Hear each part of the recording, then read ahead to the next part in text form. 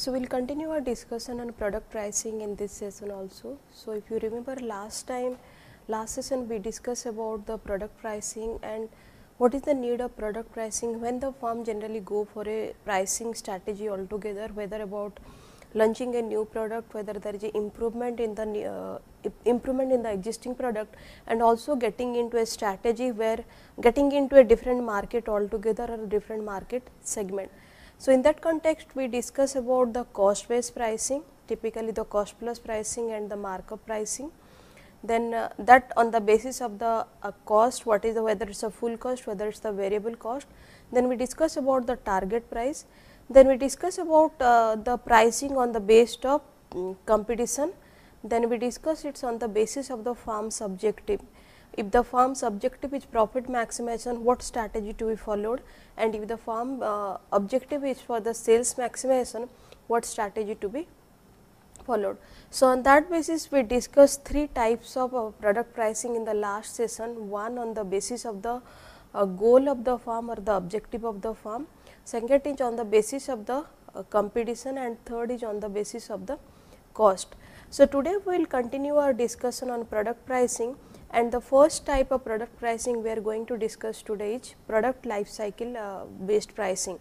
Here the pricing is based on the product life. So, typically if you look at the product life is divided into 4 stages. The first stage is introduction, second stage is growth, third stage is maturity, and fourth stage is decline. And generally the product faces different demand pattern and the competition level under the different stages. So, charging uniform price at the different stages generally gives less optimum revenue to the firm, because each stages they have a different demand pattern and the different kind of competition under the different stages. So, that is the reason if you are charging, or if the firm is charging the uniform price, the possibility is that it will give us less optimum revenue. So, it is preferable or it is advisable that there should be high price at the introduction stage and low price in the decline phase. So, before going into the different techniques of the product life or different strategy on the product life based pricing, we will understand what is the nature of all these 4 stages of the product life, like starting from introduction to the growth to the maturity to the decline. So, we will first understand this 4 stages of the product life cycle, and then we will see how the sales generally increases or decreases in all these 4 stages of production. So, to start with we will just draw a graph to understand this 4 stages of production. So, this is our sales revenue curve.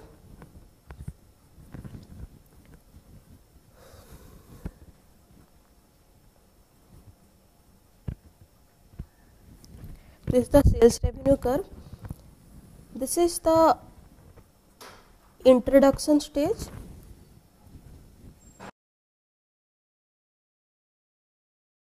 This is the introduction stage.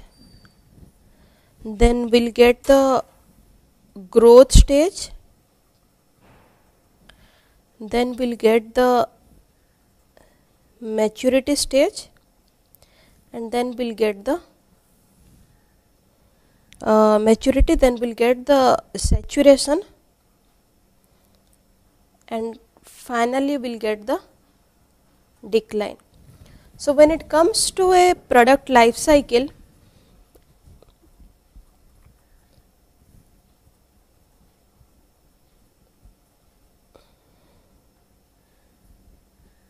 so when it comes to a product life cycle, the first stage is introduction, and if you look at here, generally the product is introduced and the sales increases because there is a new product in the market. Then the sales pick up because consumer they were aware of this product, and finally the growth happens in this stage. Then the product become generic in the case of maturity stage, and still there is a increase in the sales force because this is considered to be the generic. Then people they become saturated at this stage, and after this decline continue. So, if you look at, generally always the high price is charged in case of introduction stage.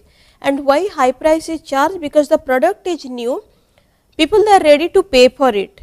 And here the sales force, here the priority is to it's reaching to the consumer, and they have to increase the sales with the high price or increase the sales revenue with the high price.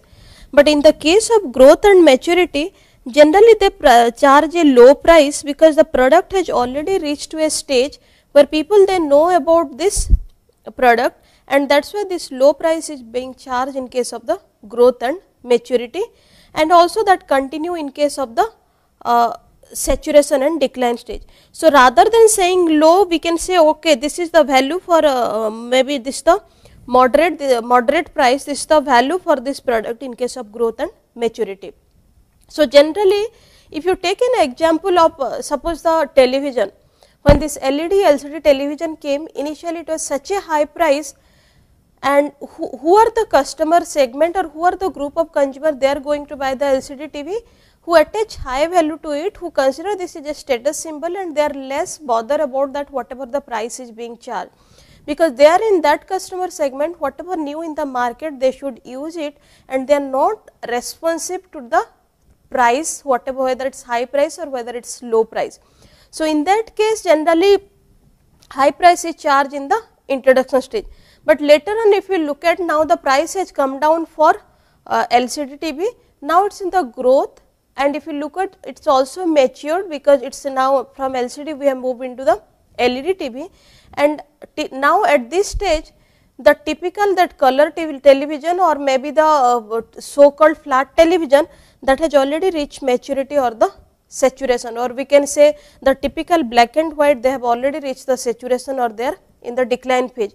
But in this case that flat TV or the color TV is still in the maturity. Those who cannot afford the LCD LED TV, they are just taking the flat screen TV because it is in the maturity stage and the price is moderate.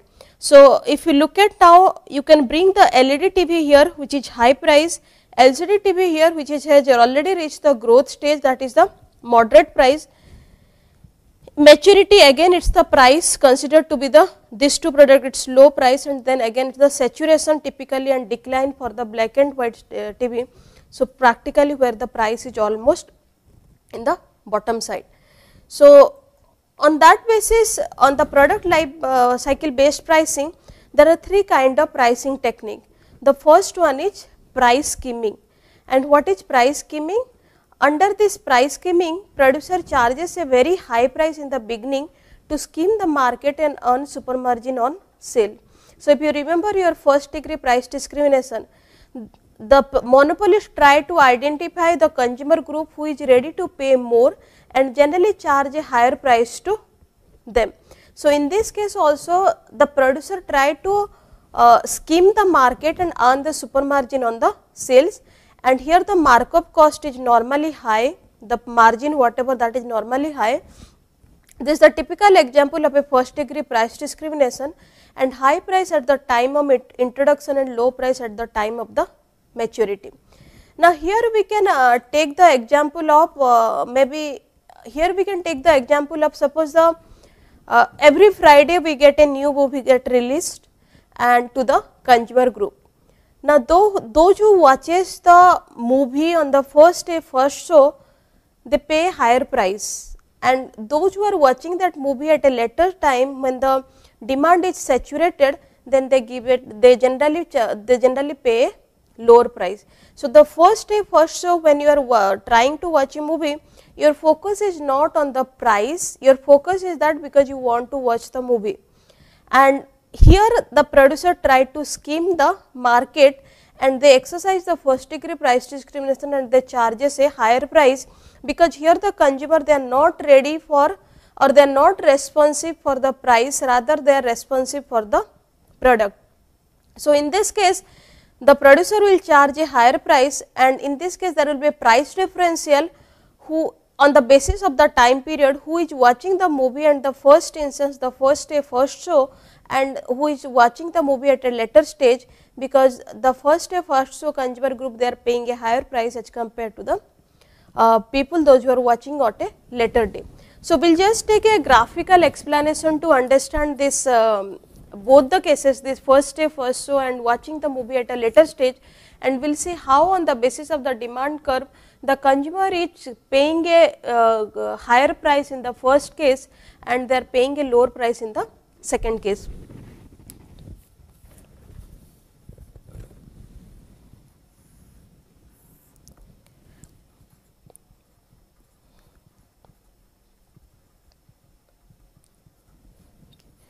So, we have two demand curve D1, D1, then we have D2, D2. This is the P1,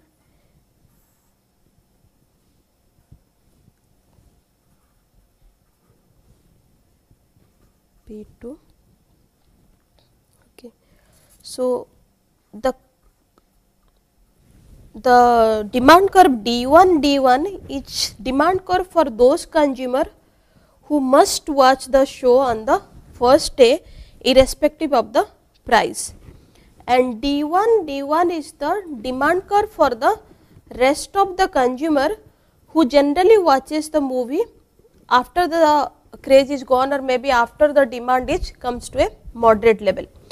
So, on that basis we get two demand curve. The first demand curve is D1, D1, that is for those a group of consumer who must watch the movie on the very first day. D1, D1 is for the demand curve for the rest of the consumer. So, P1 will be charged for consumer who is watching the movie on the first day, and P2 will be charged for this group of consumer who are watching the movie at a later day. So, in the first case this is the revenue and second case this is the revenue. So, revenue in the first case is OP1 OP1 or P1 OQ1A.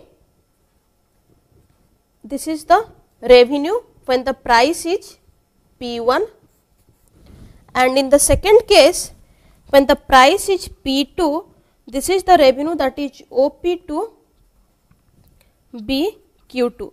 So, now if you analyze this from the producer point of view, in both these cases the producer is getting the revenue whether the price is P1 or whether the price is P2, but when he is charging the revenue model is different in both these cases.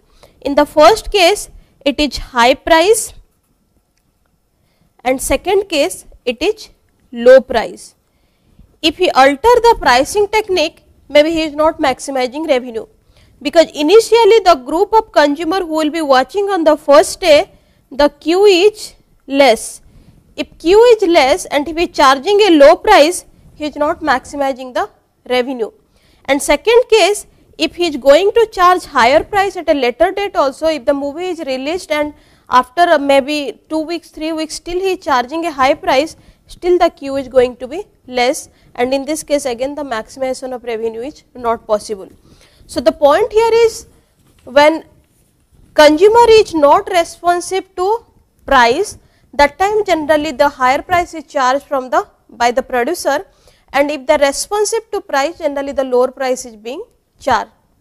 And that is the reason this is the strategy under the price skimming. In the time of introduction, generally high price is being followed, and in the later date generally the low price is being followed, that is typically in the maturity, saturation or the decline phase of the product. So, here the basis is product life cycle.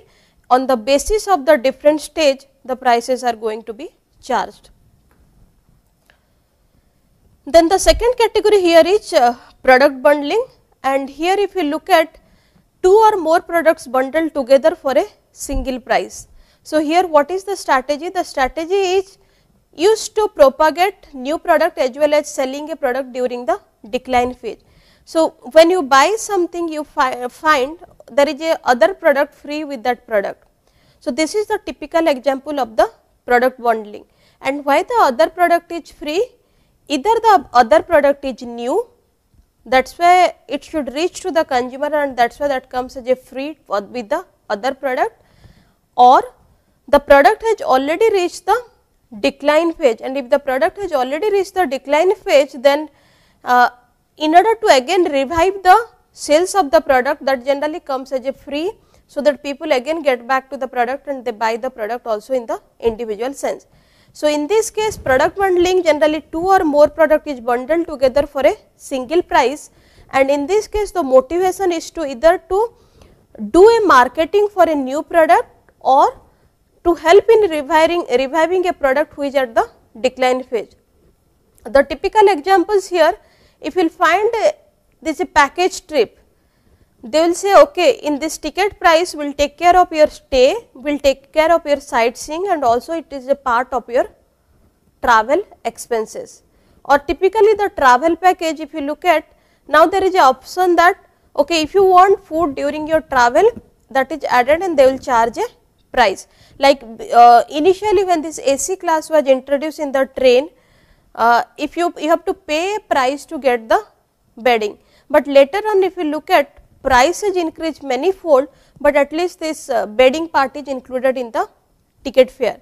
Similarly, if you are travelling by Rajdhani, generally the food is free because that food price is added in your ticket fare in case of the Rajdhani expenses. Similarly, suppose if you are travelling, if you are staying in a hotel, many of this hotel they gives the breakfast as free, as complimentary, but it is not complimentary, it is not entirely free. The charges for the breakfast is considered under the tariff charges for the room, and you get this as the free. So, in this case the product is bundled together. So, if you are staying in a hotel, you are not going anywhere out for the breakfast, you are taking generally breakfast in that hotel itself because it is added together to your room tariff. So, product bundling is generally a strategy used to either to launch a new product or to revive a product which is already in the decline phase, and here we get 2 products in one single price. So, that generally gives us a feel good factor also for the product for the consumer, because they are getting 2 products in one single price. Then the third kind of product life cycle based pricing is perceived value pricing. Now, what is perceived value? Perceived value is the consumer, the different consumer group, they assign the value to the product on the basis that what kind of perceived benefit they are getting out of it. So, the value of the good for different consumer depends upon their perception of utility of that good. So, if it is for one consumer group, maybe the typical product gives a higher value, so they usually give a higher value to the product, but for the other consumer group maybe the perception of utility is less, and that is why they gives a low value to the product. So, if you look at here in this case, this is a psychological pricing, because here the producer identify what is the psychology of the consumer with respect to the value of the product or the utility of the product, and then on that basis they have to charge a price. So, small sellers identify the perceived value on the basis of the knowledge of the market forces and change in the price which aims taking away the consumer surplus. So, here they try to analyze okay, how much this consumer is ready to pay for this specific product, and on that basis they generally try to charge a higher price so that they can take away the consumer surplus, because if the consumer is considering that this is a high value product or the perceived benefit is many, he is ready to pay a higher price. So, they will charge a higher price from that typical consumer, and again they will analyze what is the for the same product what is the perceived value from the other consumer, and on that basis generally they again charges a price on the basis of the perceived value of that typical consumer. So, here also the basic aim is to take away the consumer surplus. Now, to take the consumer surplus from the consumer, what is needed? The seller has to understand the perceived value of the consumer. So, if the knowledge about that okay, what the consumer perceive about the value of the product, that is the prerequisite to charge the price which will give us the give the consumer surplus to the seller. So, here if you look at the difficulty is also to understand what is the perceived value of consumer regarding a specific product. Sellers may try to influence perceived value through the brand awareness and also the emphasis on the quality. So, sometimes sellers they try to influence the people, okay, this is the product, it is very high value product, and that is generally they create a brand awareness, because the consumer in that way the consumer will try to give a high value for it, and if they are giving a high value for it, generally they can charge a higher price for it. Typically, if you look at the example or economy and premium segment, for different product if you will find one comes under the economy segment, other comes under the premium segment. So, always the high value, if it is a premium segment, high value is being charged, and if it is comes under the economy segment, generally the low price is being charged. So, if you can take the example of typically Tanishq, they are known as they are from the Tata group, they are known as their quality of the gold what they give, or their specific design what is not being offered in the general market. So, they create a brand that they are different from the others, and on that way if you find, if you talk to the people, they will always say that okay, consumer, okay, it is Tanishq, they charge a high making charges, but their product is good, their design is good. So, they endorse for the making charge with that their design is good or their product is good. Similarly, it is Philips, or you take the Parker pen, generally they creates the hype in the quality, and that quality, the hype in the quality may be through the creating a brand awareness, through the celebrity, through the quality, or through the different media. Generally they create a hype about it, and when it comes to buying that product, the perceived value is very high from this for this product, and that is why they charge a higher price. When you go for shopping, whether it is Tanishq, whether it is Philips, whether it is Parker, if high price is being charged, you say okay, the product has to be good because this is from Philips, okay, the design has to be good because this is from Tanishq, or okay, this pen has to be good because this is Parker, and that is why the consumer ready to pay a higher price, and this is how the typically the seller they take away the consumer surplus from the consumers by charging a high price. Then the other category in case of product life cycle based pricing is value pricing. And what is value pricing? Value pricing, here sellers try to create a high value of the product, but keep the price low. They will say okay, this is a high value product, but generally keeps the price low, and here seller allows some consumer surplus to the buyers. It creates a high value of the product, it charges a low price.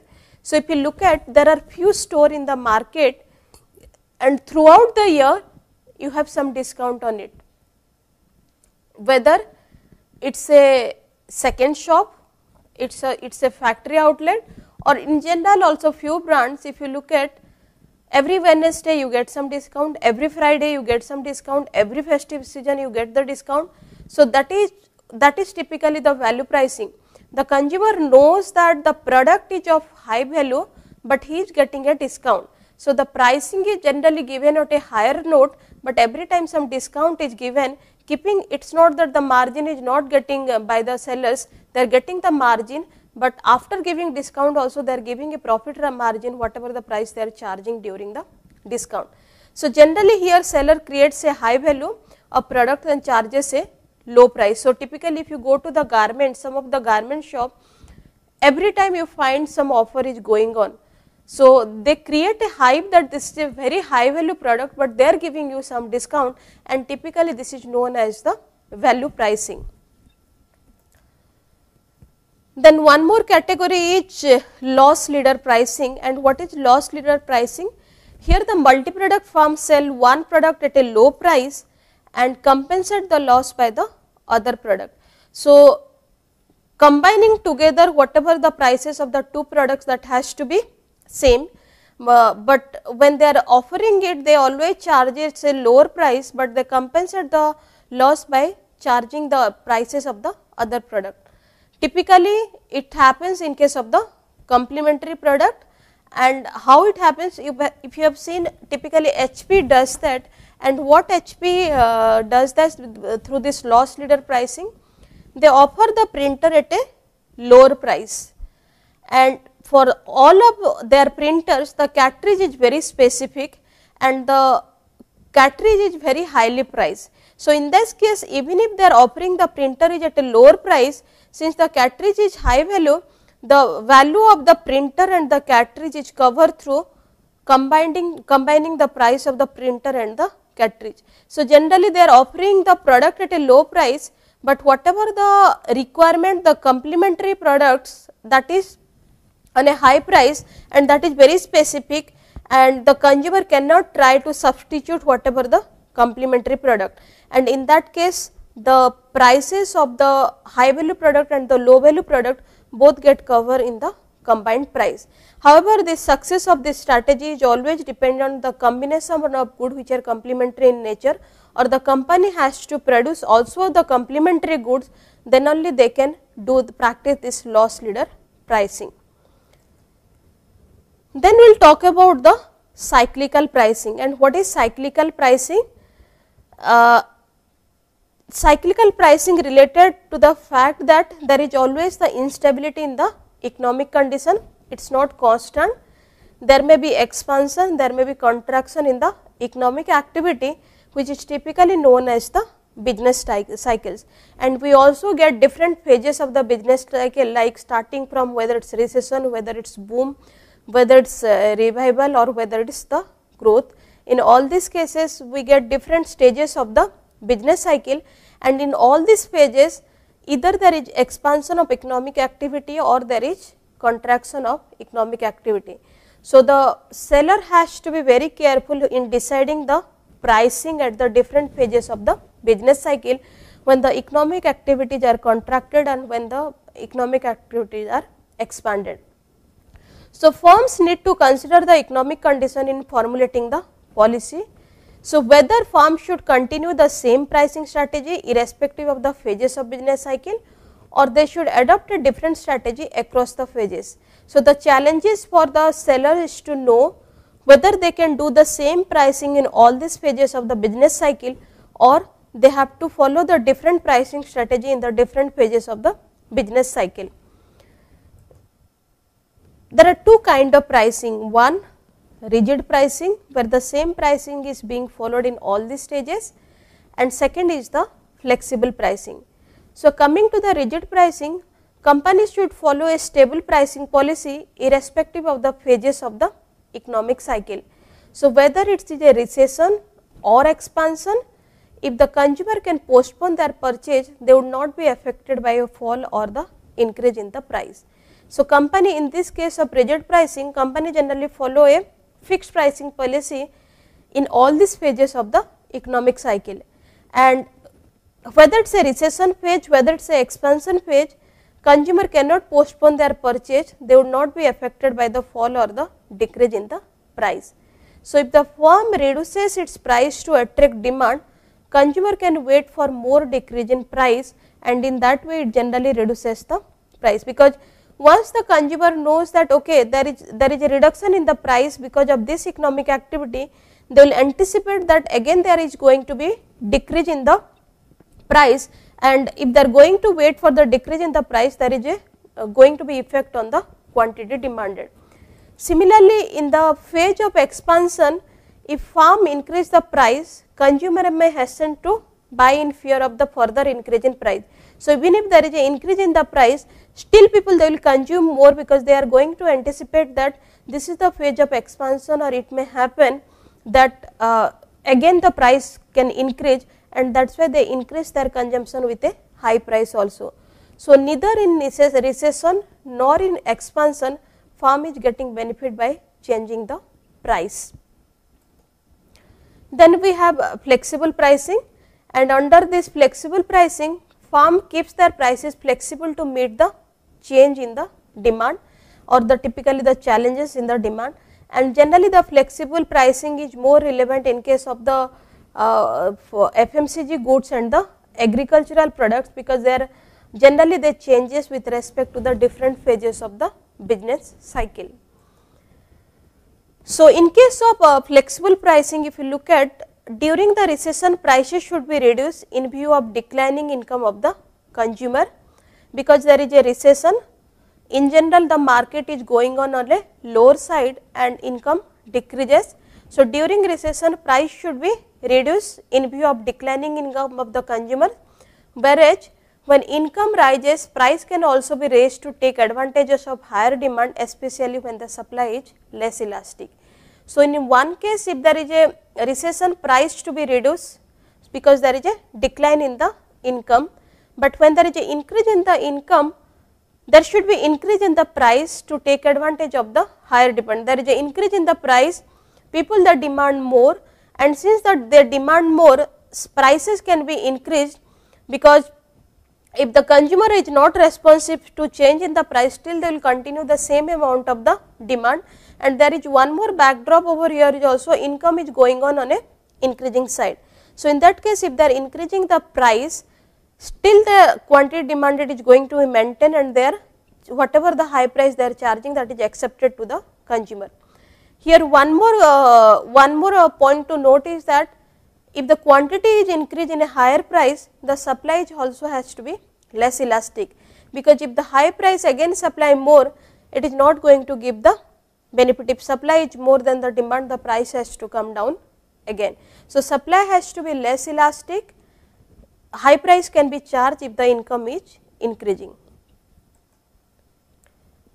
Then we will talk about the multi-product pricing, and multi-product pricing here is specifically relevant to those firms who produce large number of goods which have some kind of interdependence either in term of production or in term of the demand. Now, what is a multi-product pricing? Multi-product pricing is relevant to the firm where they are producing more than one products and they are interdependent in term of production of the goods or in term of the demand for the goods. What are the options for multi-product firm? Either they produce and sell it final products to the end consumer, or they produce and sell only which are used as the intermediary goods. So, either they will produce or sell the final products to the end user, that is option 1 for the multi-product firm, or they will produce or sell only the intermediary goods which will be by the other firms to produce that as a final product. If the firm only produce the intermediary products, they use these goods internally for the final goods of production, sell part out to it to the other firm and sell it to the other firm. So, when they are producing the intermediary products, what are the options for them? They use these goods internally for final goods of production, it is not going to the outside market, or they will sell part of it to the other firms, or they will sell all this product into the other firm. The pricing strategy has to be different in all these three cases, whether it is getting used for the final products, whether part of it is being sold or entire intermediary goods is getting sold in the market. And this pricing is dependent on the fact that what is the interdependence between the products. When they are interdependent on the basis of the demand, when there is interdependence on the basis of the supply, and when it is input and output kind of relationship. So, we will start with the demand interdependence, and here we will talk about two kind of goods, one is substitute goods and second one is the complementary goods. So, if it is demand interdependence, then substitute good is one where both the goods they are related to each other, and that is why there is a demand interdependence. Now, what happens in case of substitute goods? Optimal output of each goods will be less than when there is no demand interdependence. So, if there is no demand interdependence, generally the optimal output for each good will be less.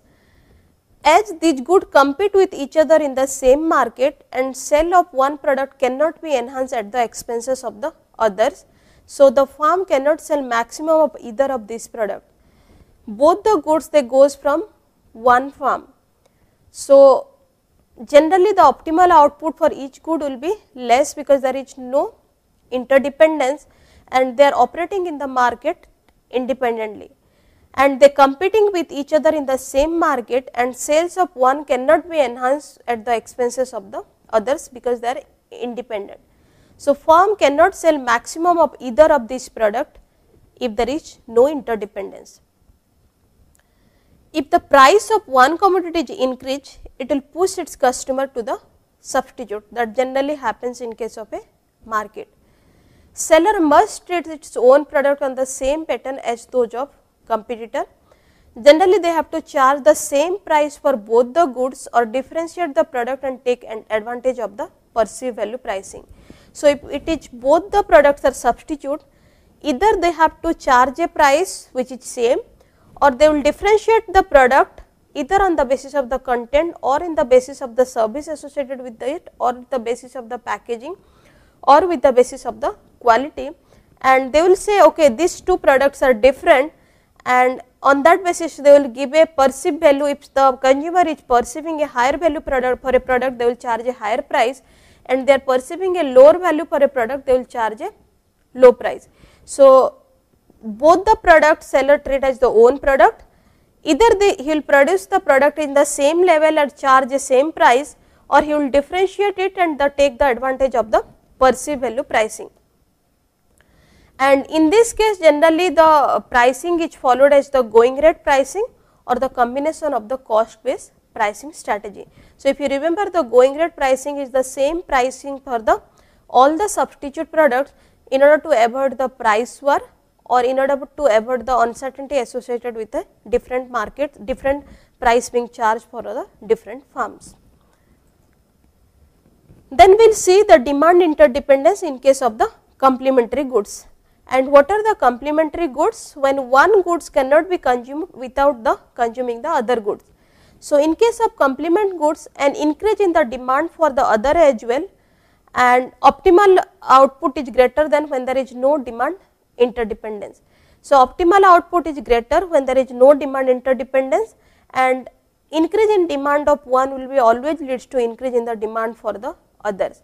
So, increase in price of one good would result in the decrease in the demand for both the goods, because both the goods they are complementary in nature. So, if the increase in the price of one goods, that leads to decrease in the demand for that goods, and that simultaneously leads to decrease in the demand for the other goods also, because both of them they are complementary in nature.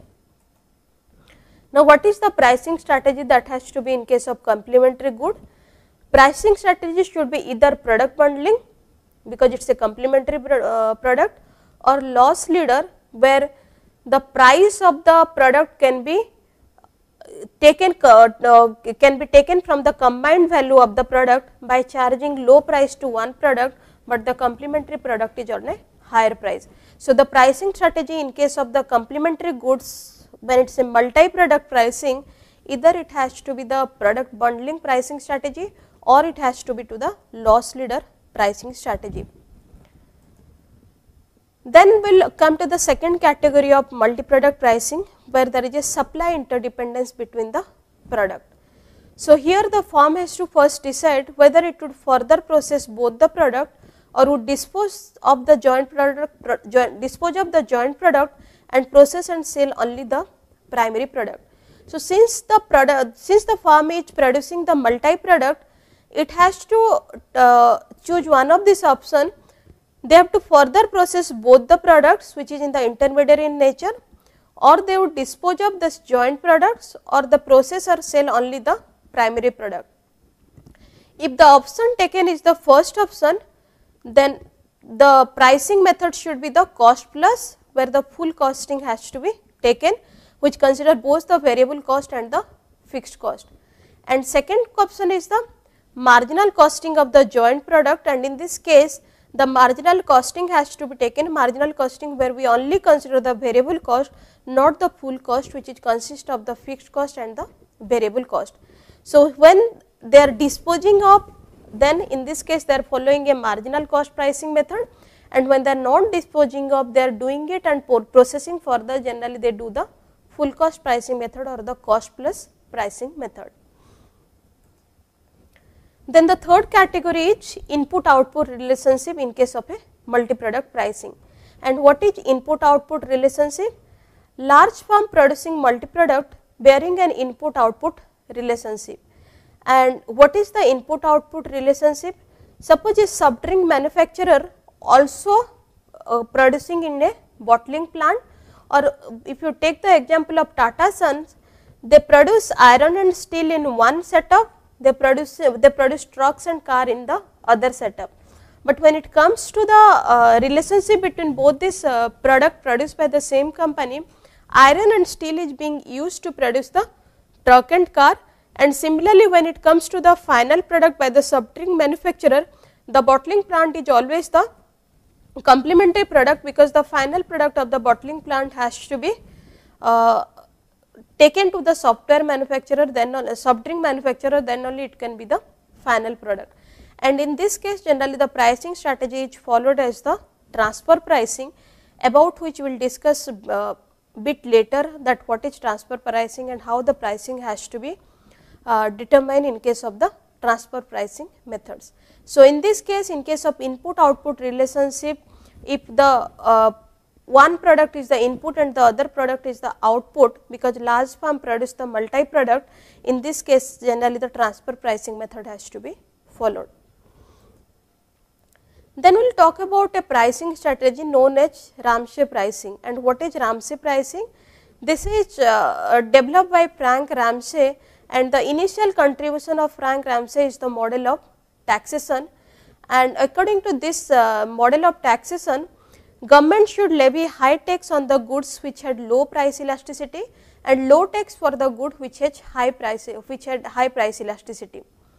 Why this has to be followed? Because if you look at what is high, if you are giving a high tax on the basis of this model of taxation,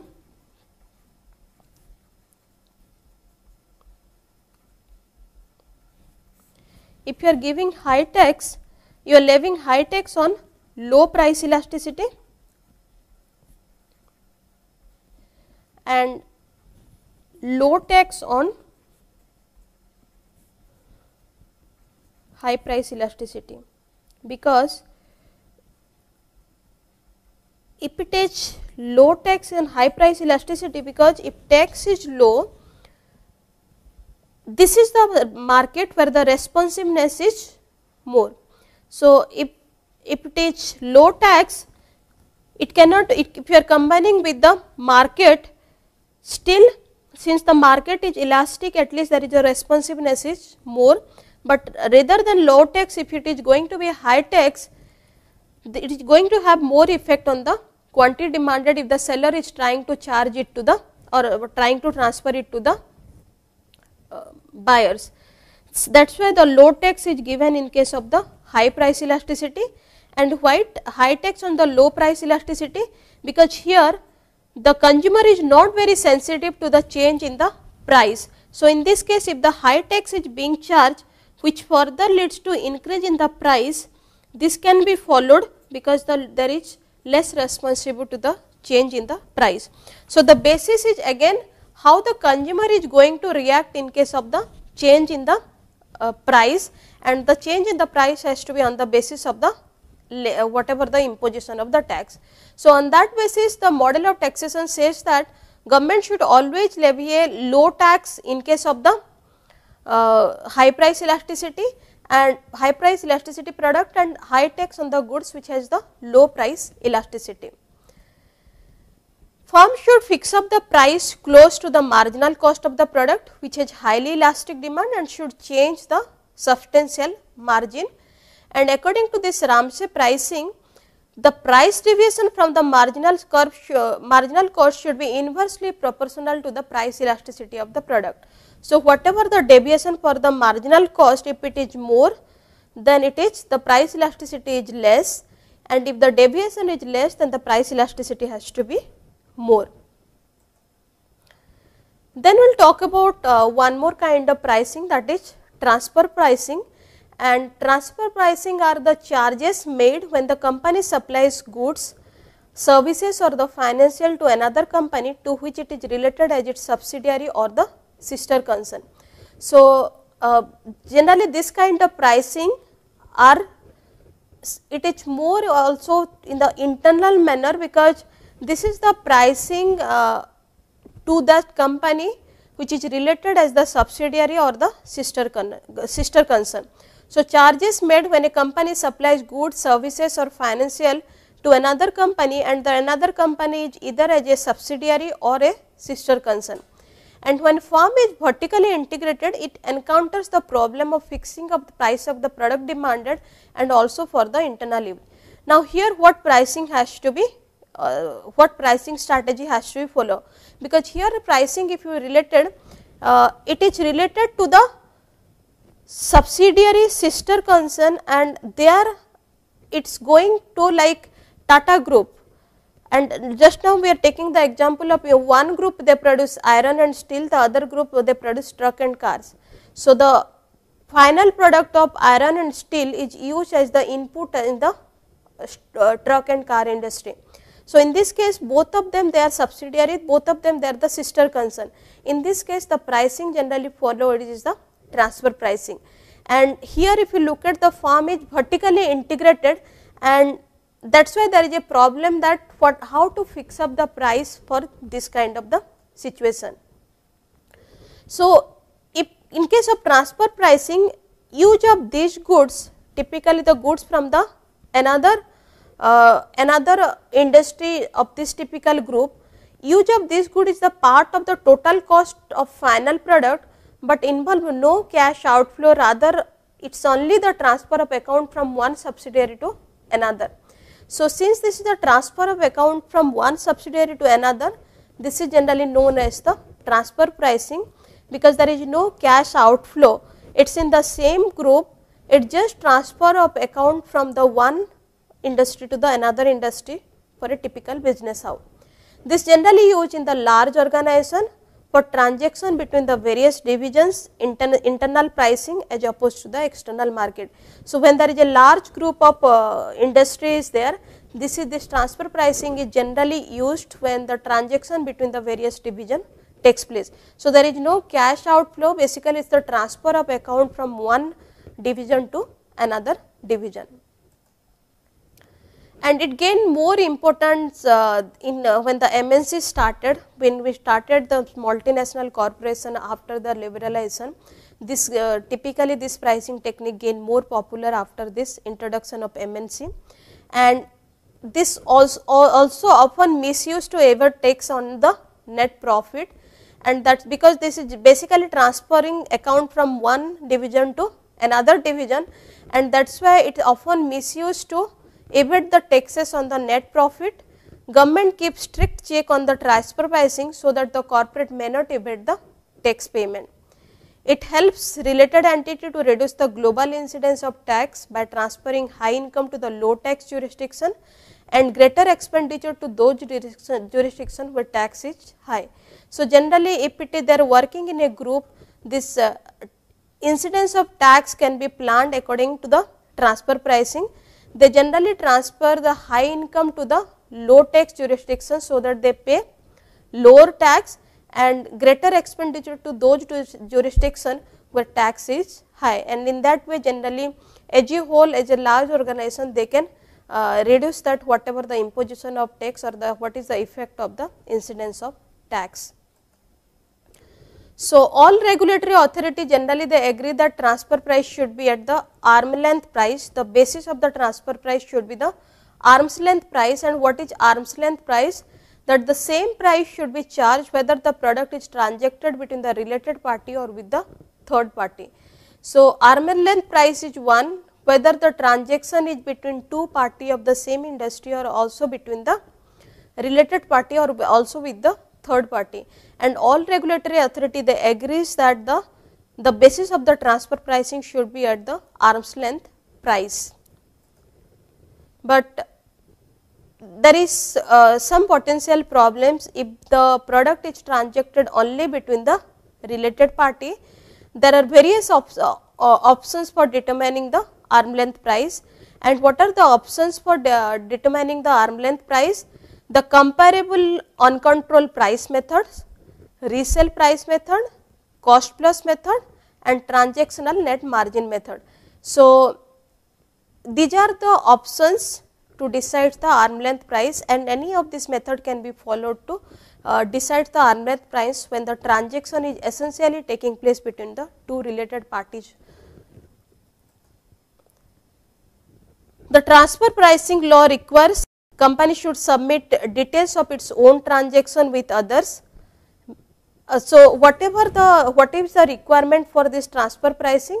The requirement for this transfer pricing that this law requires, because this is given by the regulatory authority, and this law requires that company should submit details of its own transaction with others. Major problem is non availability of the comfortable information in the public domain. So what is the problem here in case of transfer pricing? The regulatory authority requires that the company should submit details of the own transaction with others, but it is difficult to know the transaction. You can at least give the details of the firm's own transaction with others, but what is the other transaction with the third party, that information is not available in the public domain, and that is generally the challenge, or what it comes when it is about the applicability of the transfer pricing. Then we will discuss few more types of pricing, like peak load pricing, and also this sealed bid pricing strategy, retail pricing, and administered pricing in the next session. And after that we can do a comparative assessment that what is more applicable in the real world, which kind of pricing is being followed more in case of the real world.